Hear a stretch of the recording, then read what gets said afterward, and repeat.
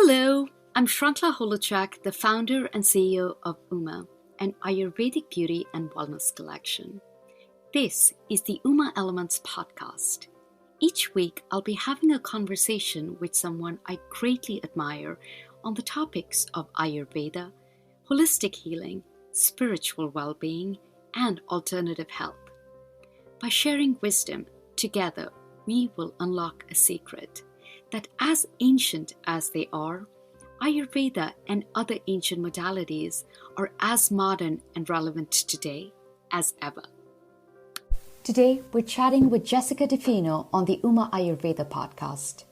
Jessica is a beauty culture critic writing for multiple outlets like the New York Times, Vice, and Vanity Fair. Referred to by the Sunday Herald as the woman the beauty industry fears the most, Jessica fearlessly offers unfiltered insight into the world of beauty products.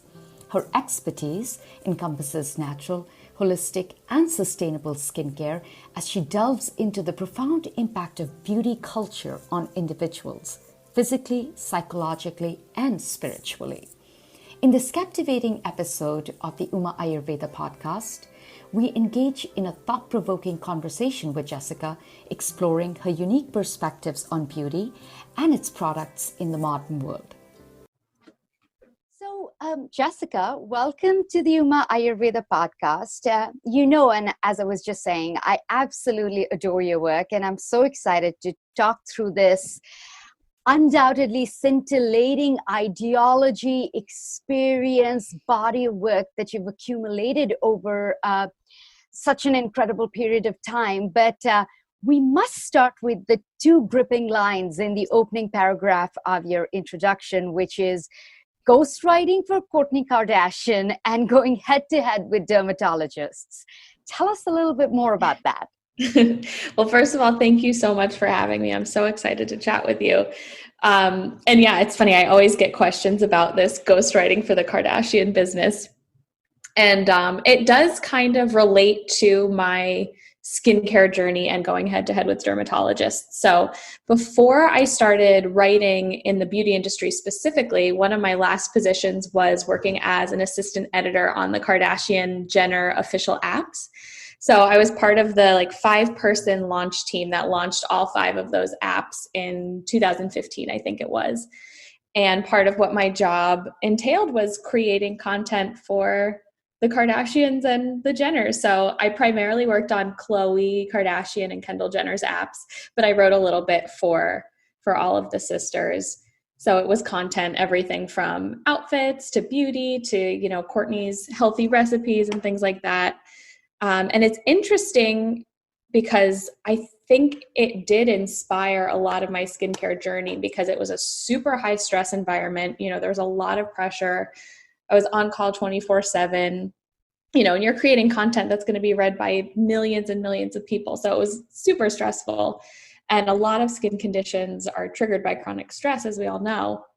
So towards the tail end of my time working on these apps, I developed something called dermatitis, which is like a chronic skin condition dermatitis is kind of a catch-all phrase that means something's going on with your skin, but we don't really know what.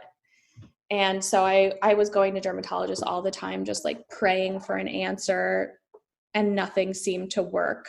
And I'd kind of always had, quote unquote problem skin. I don't like saying the words problem skin because as I found out over the years, any skin issue or skin problem is really just your body trying to communicate with you. But over the years, I dealt with acne. I had been on Accutane. I'd been on antibiotics. I'd had medicated treatments. I'd had retinoids, all of it. And what dermatologists prescribed for my stress-induced dermatitis was topical steroids. I ended up being on topical steroids for 2 years. And they really got rid of the dermatitis at first, which was wonderful.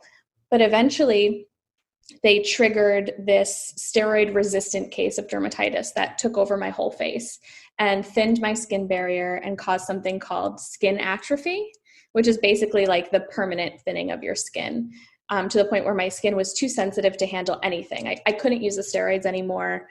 Because it was too dangerous. I couldn't use really anything topical, even washing my face with water hurt. because that's how compromised my skin was. And so I didn't really have anywhere to turn except trying to heal my skin from within, through diet, through lifestyle changes, through mindfulness practices, and through really soothing, gentle, natural ingredients. And through healing my own skin that way, without any help from dermatologists, I learned so much about how the skin actually functions. And I started to ask, like, wait, why isn't anybody talking about this? How come all the women's magazines I've read over the years haven't mentioned any of this? How come a dermatologist never told me how my skin really works and how this medication is really going to affect it?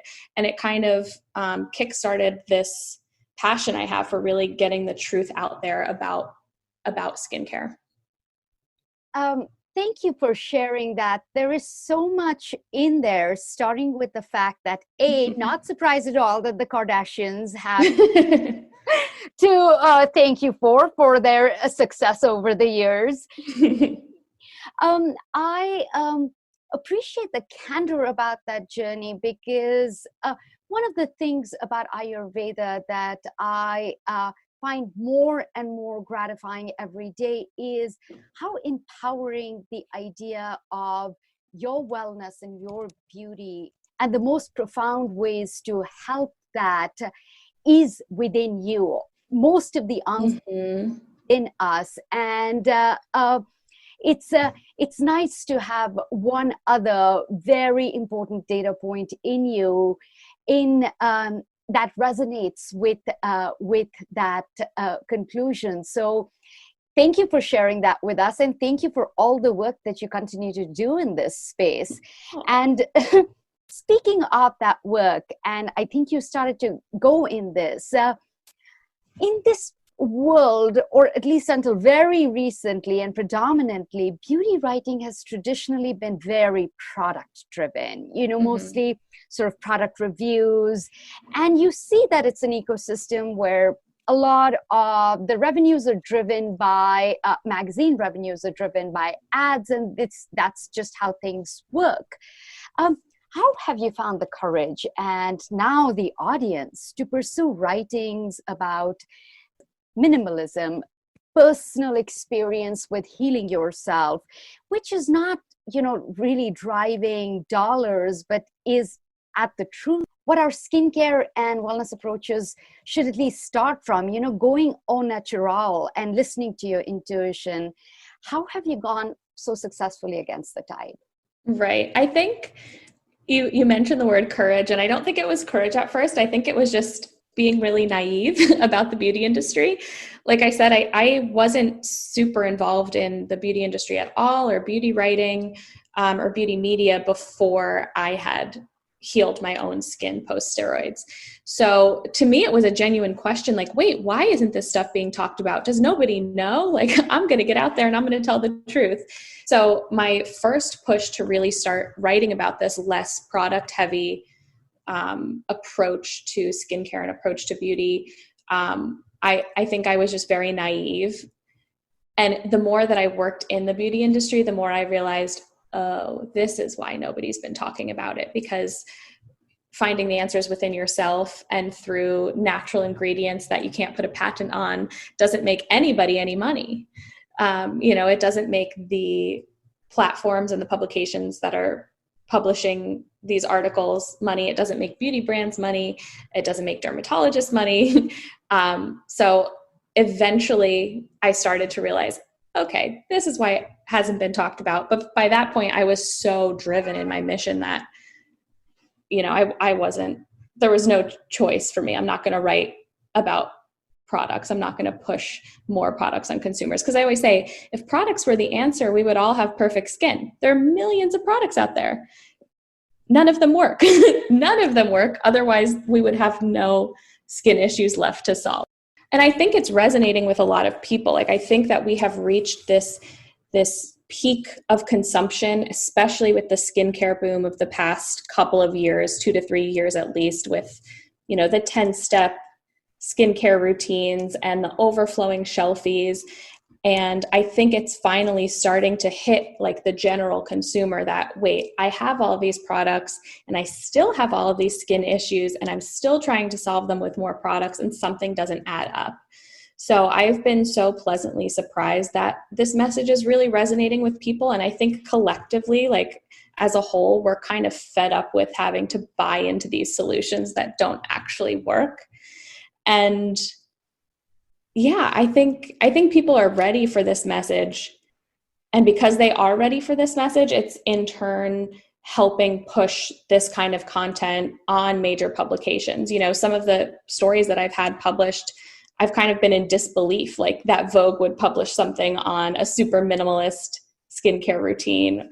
Or, you know, I wrote a piece for Vogue about sheet masks and how we shouldn't be using sheet masks anymore.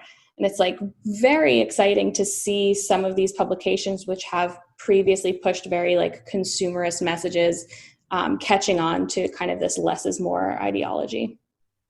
And in what you were saying, I think those are sort of the valuable cues that we must all seek and respond to, even if our personal journeys don't take us on the path of minimalism. Mm-hmm. Realize that, look, there is something to be said, because a lot of these magazines and publications do eventually respond to where the populist belief system is going. You know, they're not going to publish something, in my humble opinion, that people are going to be like, what? I've never heard of this phenomenon. So it, like you said, touches upon a tide of curiosity and changing mindsets about this very vital piece of knowledge / evolution in our skincare journeys, if you will. Mm-hmm. One final question on your relentless pursuit of sort of true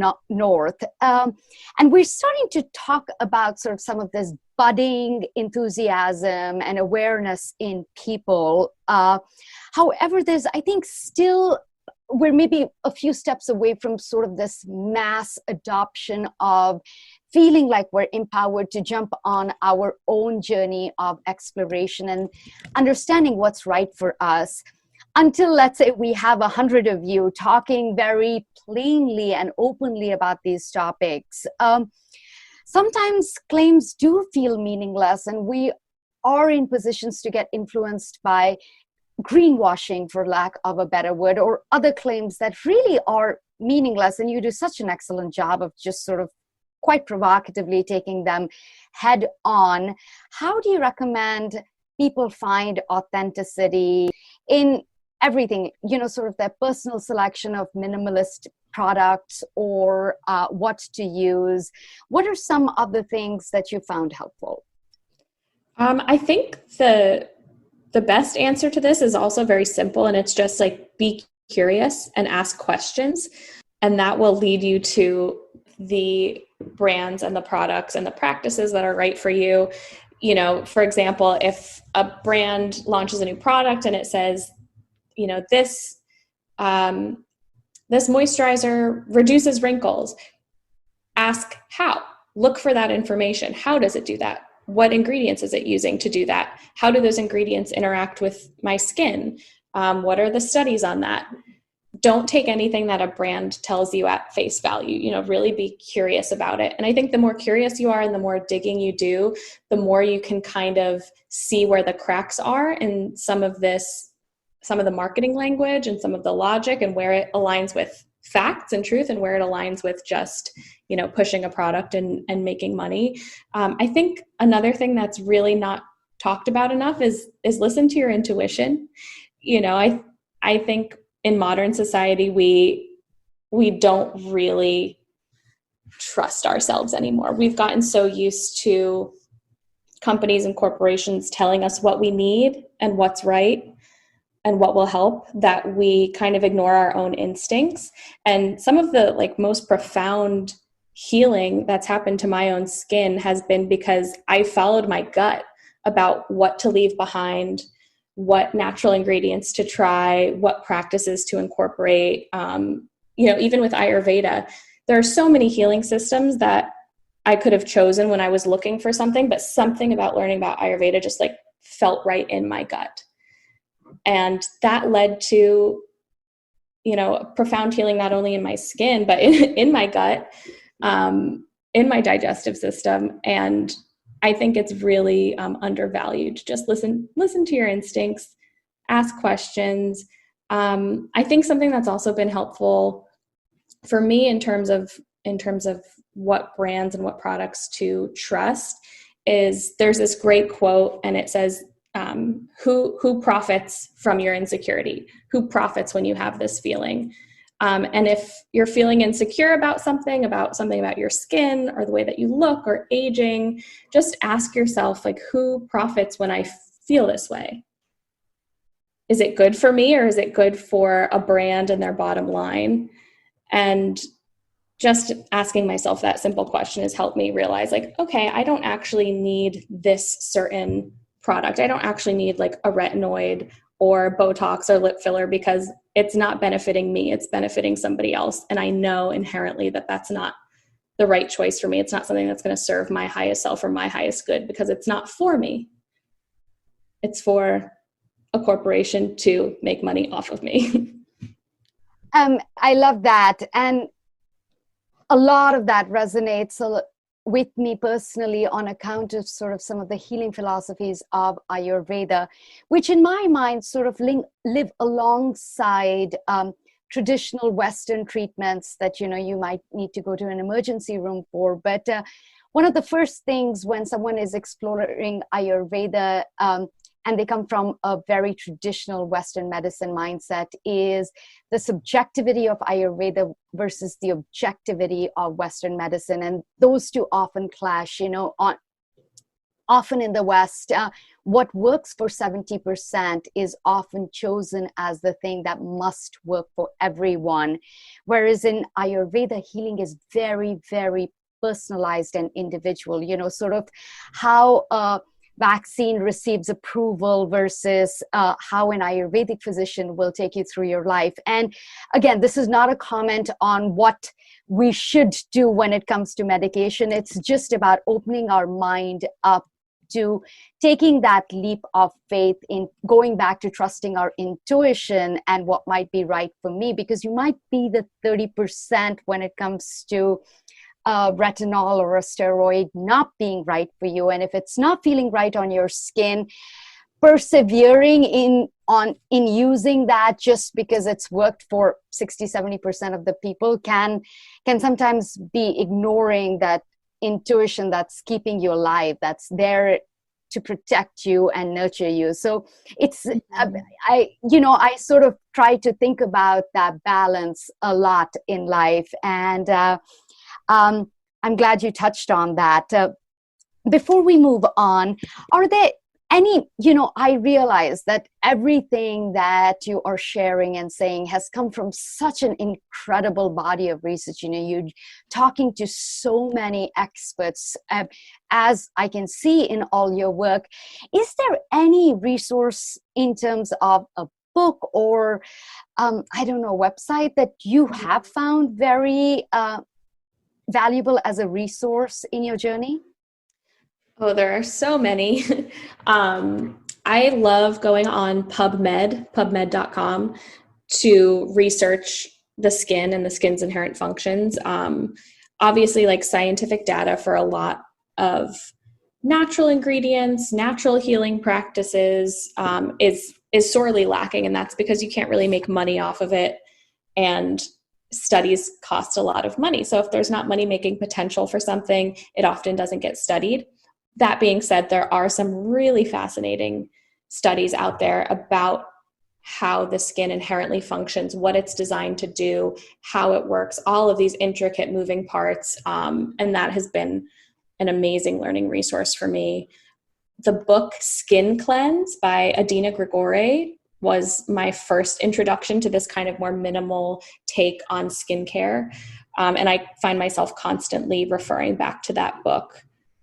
I also found the book The Beauty of Dirty Skin by Dr. Whitney Bowe really helpful. It's all about the microbiome and the skin barrier and how that's basically like the skin's built-in protective system, and when your barrier is intact and your microbiome is healthy and thriving, the skin really does take care of a lot of the hard work itself. We don't need to rely on products as much. And there's a book that just came out that I am fascinated by. It's called Clean, The New Science of Skin by James Hamlin. And it's kind of about the rise of soap and how soap and all of the kind of cleansers that we use today are really marketing inventions and not necessarily the best things for our skin. So it's all about how to be hygienic and clean without relying on these traditional, very stripping cleansers and soaps and shampoos. It's a fascinating read. Thank you. People are undoubtedly going to love those, and we're going to put them at the bottom of the podcast just for easy sharing. Moving on from that and sort of honing into some of the things that you have come to see as myths. And, you just talked about one great one around the use of soap and marketing. Tell us a little bit about the favorite myths you've debunked over the years. Sure. I think my favorite is the idea that dead skin cells are bad and must be exfoliated away every day. I think this is a really common myth that we kind of all grow up with. Like, even the name dead skin cells sounds like, oh, that's bad. You don't want something dead on your face. It makes your skin dull. It makes your skin dry and flaky. In reality, that's not the case at all. Dead skin cells, scientifically, they're known as corneocytes. They actually are part of the body's built-in defense system, moisturization system. They hold moisture. They actually shapeshift. Like, once your skin cells reach the corneocyte stage, they become wider and flatter so that they can hold on to more moisture. There's so much built into dead skin cells that our skin actually needs. Like, they serve a purpose, and our skin actually self-exfoliates when they are ready to be shed. So we don't really need to go in with an exfoliator every day or even at all. Most people once or twice a week is fine, or you don't have to exfoliate. But learning the actual function and biological purpose of dead skin cells was such a game changer for me. And I'm constantly telling people, no, you really want your dead skin cells. They're helping you so much. And indeed, it is a very fitting revelation in a time that a lot over exfoliation is happening in all sorts of ways at home, in dermatologists' office. Mm-hmm. It again keeps going back to sort of thinning skin barriers and sort of forgetting how our skin and our body is our best defense against everything. We're talking about tens of thousands, millennia of evolution versus something that may have just been discovered. And I think sometimes we forget to respect our bodies for what they're able to do and how they've come up with mechanisms to thrive, such as dead cells that sort of evolve to protect you. So I'll encourage everyone to check that article out and do some of their own research on this. And speaking of your stories, I also found the story on seed cycling fascinating and magically informative. Mm-hmm. A lot of us struggle with acne in big and small ways. It's not something that leaves us in adolescence. Of course, while inviting everyone to go check out that story on Cosmo, could you share some high-level takeaways for our listeners from that story? Sure. So seed cycling was something I discovered maybe 2 years ago when I was dealing with a lot of hormonal acne, and nothing that I was trying was working. And the biggest realization that I had about hormonal acne eventually was it's happening because of my hormones, which is an internal issue, and no amount of external skincare is really going to change that. So I started looking into ways to balance my hormones from within with food, and I discovered seed cycling. So basically, the premise of seed cycling sounds a little wacky, a little out there, but it's eating different seeds every day in accordance with the phases of your menstrual cycle. So On day 1 of your cycle to day 14, you eat a tablespoon each of pumpkin seeds and flax seeds. And then on day 14 to the end of your cycle, to the next time your period starts, you eat a tablespoon each of sesame seeds and sunflower seeds. And each of these seeds has nutrients in it that help naturally balance your body's natural hormone fluctuations throughout your cycle. So some of the seeds are really good at binding estrogen when there's excess estrogen in your system, and they help the body kind of eliminate that excess estrogen more easily. Other properties are anti-androgen. So when your progesterone and the different androgens in your body are surging around like the time when you would normally PMS, these seeds help kind of mitigate that surge so that your hormones stay kind of on an even keel throughout your whole cycle. And this normally isn't used as a way to treat hormonal acne. Seed cycling has been known as a natural remedy for PMS, for PCOS. It really helps with mood regulation, with bloating, with cramping. But when I read all that, I was like, wait, hormonal acne really is just another side effect of PMS, of imbalanced hormones. I bet this would help my skin. So I tried it, and within a month, I mean, my skin had transformed. So it's something that I still practice to this day. How encouraging. Thank you for sharing that. So knowing all that you know, what are the 2 or 3 practices that you recommend someone first turn to in making the leap to this whole intuitive, sort of raw and native pursuit of beauty? I think the first thing is to really learn about how your skin inherently functions. The skin is built to self-cleanse, to self-moisturize, to self-exfoliate, to self-heal. And I think for me, it was very transformative to kind of learn about how my body already knows what to do. And it really helped me trust my body and trust my skin and kind of thank it and acknowledge it and have gratitude for all that it's trying to do for me. And part of understanding how the skin and the body inherently function is understanding how everything is so interconnected, and that anything that pops up on my face, whether it's like a blemish or a dry patch of skin or a dermatitis outbreak, these are all communications from within. And that communication could be, hey, your hormones are out of balance, or it could be, hey, you're under a lot of stress right now and you need to kind of slow down and reevaluate what you're doing day to day. Or it could be, hey, you're using way too much skincare and your barrier is compromised. But kind of understanding how it all fits together really helped me find some sort of appreciation and love for my skin, even when it was not, quote unquote, cooperating with me. And then I think it's also really important to reevaluate your relationship to beauty and how it impacts your life. For me, when I first started to dive into this more intuitive, mindful take on skincare and beauty, it was because dermatitis had taken over my whole face, and I was red, scaling, flaky, oozing. Like it was bad. I couldn't wear makeup. And I realized that I had been basing all of my self-worth on how I looked.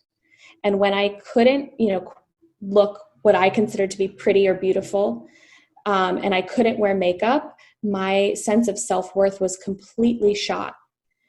And it made me really think about the ways I had related to beauty and the beauty industry and beauty marketing my whole life, and really kind of based a lot of my identity on what I looked like.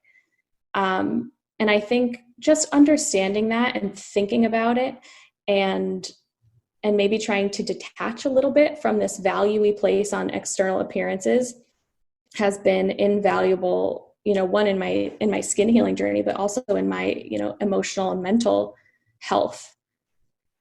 And to do that, some of the tools that I used were daily meditation, breath work, a gratitude practice, and And it sounds funny because none of them are products and none of them really have to do with your skin, but I credit those things with healing my skin more than anything.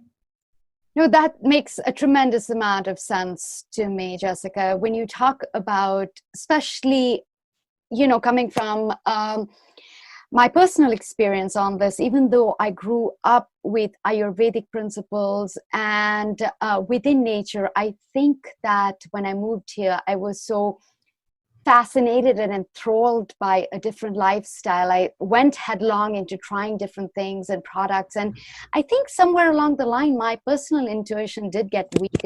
I would throw coffee and alcohol at problems and sheet masks at things.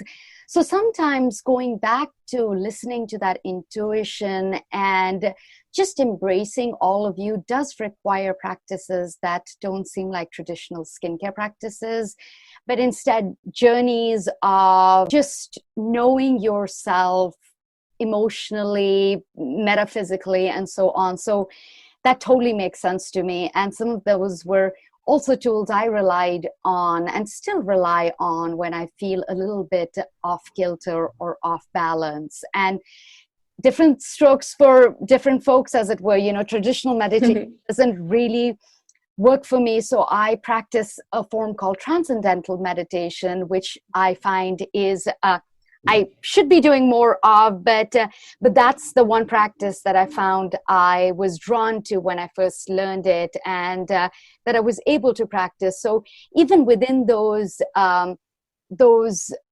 pieces of advice, I think there's a lot of personal exploration, but I love those and can definitely endorse that they worked for me.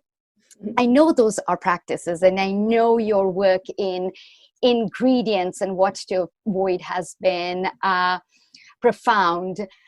What are 2 or 3 ingredients that you actually love for your skin? Ooh, I love this question. So the first is Manuka honey. Manuka was kind of the first natural ingredient that I used and saw such a huge improvement in my skin, in my dermatitis, and my acne. And it kind of turned me on to this whole concept that, wow, natural ingredients actually can be very powerful. Like there's always this misconception that if it's from nature, it's weak or it's not going to have the same effect as like a prescription or a pill, but they can be so powerful. But Manuka honey, I love. I use it as my cleanser every morning. So I just put raw honey on damp skin and massage it in and then rinse it off. I'll use it as a face mask. So just slather it on for like 20 minutes and rinse.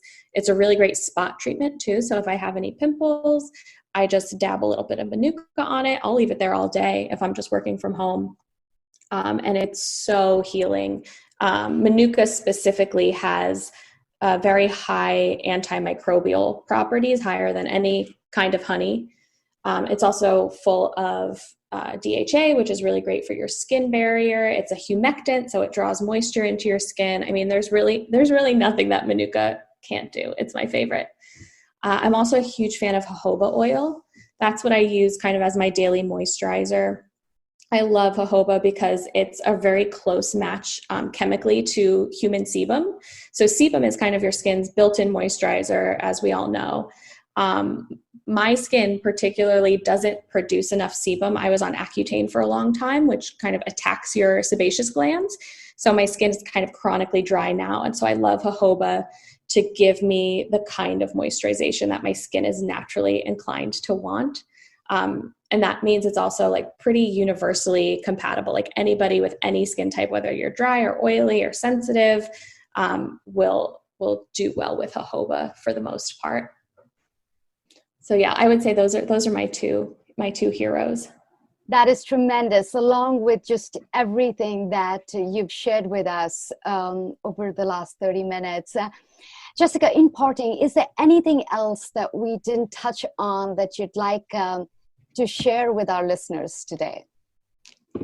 Oh, I don't know. I feel like we covered so much. The one thing that I was going to add in somewhere that I forgot to mention was, I know a lot of the times the things that I write about, especially the more like mindful aspects of beauty, the inner work of skincare, can come off as a little out there. And a lot of people are like, nah, I'm not into meditation for my skin. Just like give me the active ingredients. Give me something to put on. So one thing that I have found super helpful for anybody who's kind of skeptical about the idea that what you do on the inside will reflect on the outside is there is an entire branch of dermatology that is dedicated to this mind-skin connection, and it's called psychodermatology. And it's the merging of psychiatry and dermatology. And realizing that there was like a scientific link between the two really helped me trust what I was experiencing from this more mindful approach to beauty. So I'll just go through the basics of psychodermatology to give a brief explainer. But in utero, your skin, your brain, and your gut start off as the same bit of tissue. And there they form a link that lasts, forever, for your entire life. So the brain, the skin, and the gut are just inherently interconnected, and in ways that science can't even fully explain. But that's why, if you have digestive issues, you'll often see that show up on your skin. If you're super stressed out, you'll see that show up on your skin. Even things like goosebumps, when you're afraid and you get goosebumps, that shows the mind-skin connection. Or if you're embarrassed and you blush, that shows the mind-skin connection. So psychodermatology really explores all of this connectivity in scientific terms. And what they found is that things like stress, if you're stressed out from, anything that's happening in your life, it actually compromises your skin barrier. So your skin barrier doesn't work as well. Your skin starts to leak moisture. It becomes dry. It becomes more susceptible to bacteria and sunlight and pollution. So there really is that clear link between stress and how it's affecting your skin negatively. What I find really fascinating is the research into how your mind can control your skin to heal. So there's some really fascinating research on how meditation actually strengthens the skin barrier, how gratitude actually does the same thing. And so for anyone who's kind of skeptical about some of these more woo-woo, for lack of a better word, concepts, I always love to point them in the direction of psychodermatology and the studies that are there, because I just think it's so fascinating to see, Western medicine and scientists acknowledge this connection in a way that people can say, okay, maybe this works. Maybe I'll try it. I love that. Jessica, is there one or two places, or should we just Google that? Because even as someone who sort of buys into that philosophy, hook, line, and sinker, I am so excited to learn about sort of like a scientific basis behind this. Where do you recommend we might look for an early peek? So I've written a few articles on it. So if there's an article on fashionista.com just about psychodermatology in general that I wrote. I've written about breath work and how it affects that kind of mind-skin connection for the cut. I've also written about gratitude and the mind-skin connection for the cut. And the book that I mentioned earlier, The Beauty of Dirty Skin by Dr. Whitney Bowe, she has a whole chapter on how meditation affects the skin barrier as well. So I would recommend those. And then from there, from those articles, there are like individual experts in each one that you can kind of research and look into, because there is so much to share there.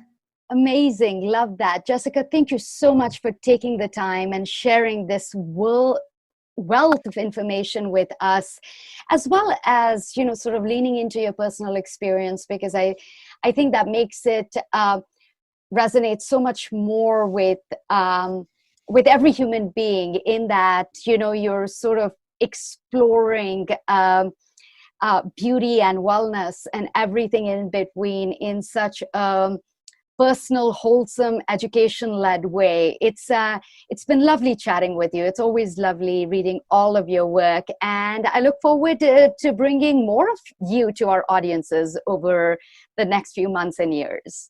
Thank you so much. It was so great to talk to you. And likewise, thank you.